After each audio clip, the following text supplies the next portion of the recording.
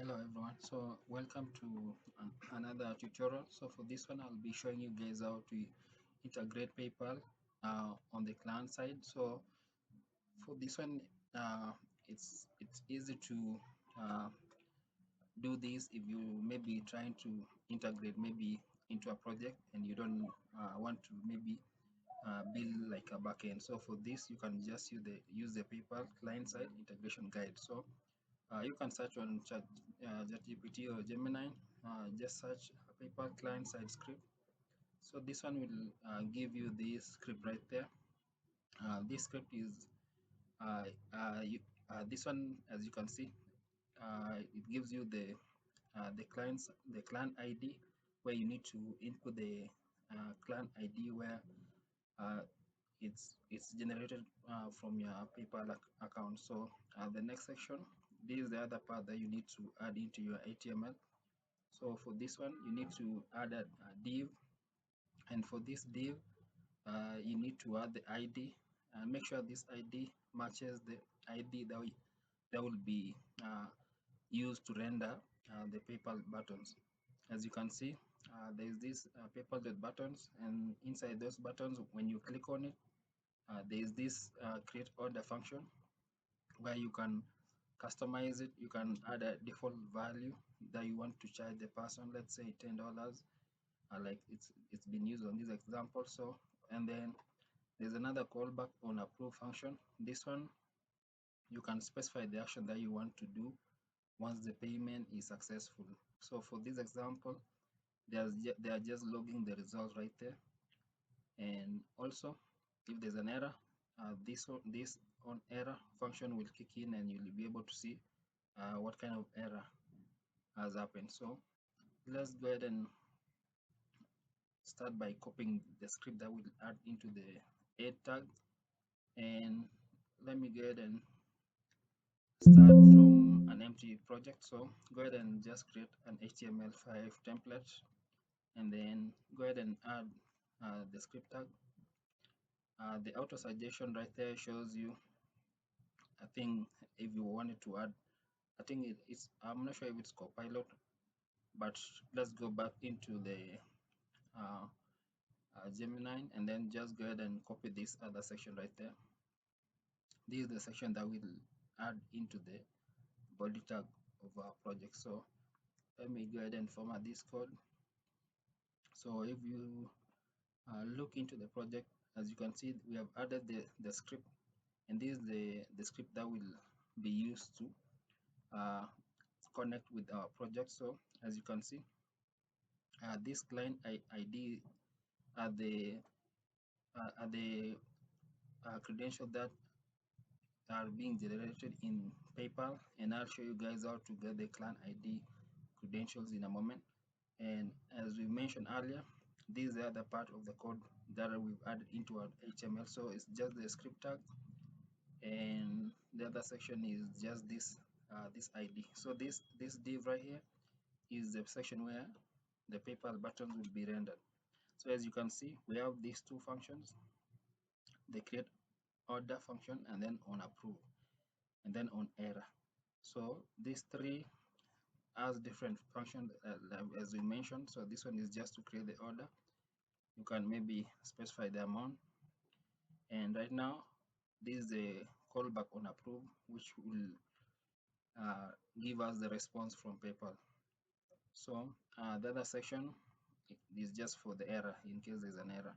So let's go ahead and open PayPal, and then this way we'll be able to get our credentials. So just go ahead and log in into the developer.paypal.com, and then let me use my login details real quick. I'll show you guys how to get the credentials. So you can go ahead and maybe create a new application. You can name it maybe test PayPal, and then go ahead and just click create. So leave the default merchant, and then just so let's use another name, and just use test.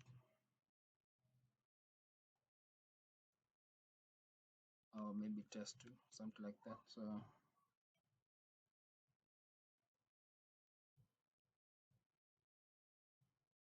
as you can see, we are on the sandbox. So sandbox is used for testing. Once you have the project ready for production, you will need to toggle the live and get the live credential. So as you can see, we got the clan ID. So go ahead and copy this clan ID. The secret key, this is used when you building the checkout flow. If you're using the backend, so normally you need the clan ID and the secret key. But because we're using the client side, we'll just use the clan ID. So let's go back into the project, and right here where it says your clan ID, I'll go ahead and paste the clan ID right there, and that's it pretty much. So the next thing we need to do is to open this project in our browser. So we can use there's a package that I had installed. It's called Live Server. So if you search right there, it's called Live Server. So this one right there, this is the one that you can use to open your project in your browser. So just go ahead and click Go Live. So let me go ahead and log out first.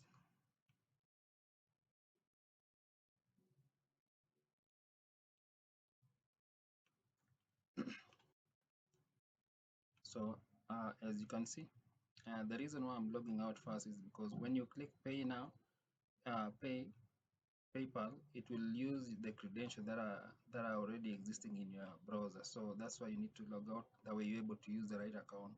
Otherwise, you'll get an error. So go ahead and just click PayPal. But before we do that, let me go ahead and click Inspect, and then that way we're able to see the response from PayPal. So go ahead and click PayPal. So if you guys remember, we had set the amount to be $100. So that's the amount that PayPal is going to charge the buyer from the account. So for now, you can use the buyer credential. So just log in. Now the customer, if it was in a real world scenario, that's the buyer buying the product from our website. As you can see, PayPal has indicated that the amount that the buyer is going to be charged is $100. So just go ahead and say complete the purchase. Give it a moment. As you can see behind the model, there is a response already saying that um, let's give it a moment.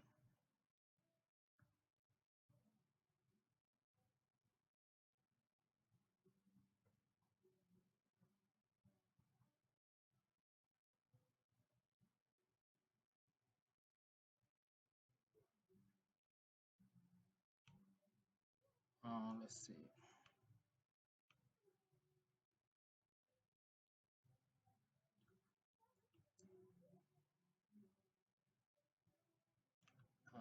Let's see. As you can see, the transaction is complete and it's success. So there was a slight delay in the capture process. That's why the model took a while before it closed. But as you can see, this is the capture result right there. You're able to see the intent, the status is completed, and then the value that was 100, and you're able to see the payments. You can see the payer name is test. The email is right there for the payer, and then also I believe there is another. Let's see. So actually, so if you were to maybe send like an invoice, you can pretty much use this email address from the payer right there. So you can just call your backend or maybe your email provider, just and send the email and maybe the invoice for that transaction. So if we go ahead and log in into our PayPal sandbox, let me log in as the buyer. So the buyer is the account that we had just used to make the purchase. So if you log in, you'll be able to see that the last transaction was $100 right there. And as you can see, it shows the amount and the details for that transaction, like the transaction ID. I believe the same transaction ID is somewhere in the console log right there. So yeah, 244. Sometimes I think it's varies. Let's see. Yeah, but anyway, so if we log in as the merchant, you'll be able to see also the transaction and the money being deposited into the account. So for this one, we'll log in as a merchant. So let me log in as a merchant real quick. So if you give it a moment, and then, as you can see, there was a little bit of delay, but as you can see, so this is the $100 that has been added into the merchant account.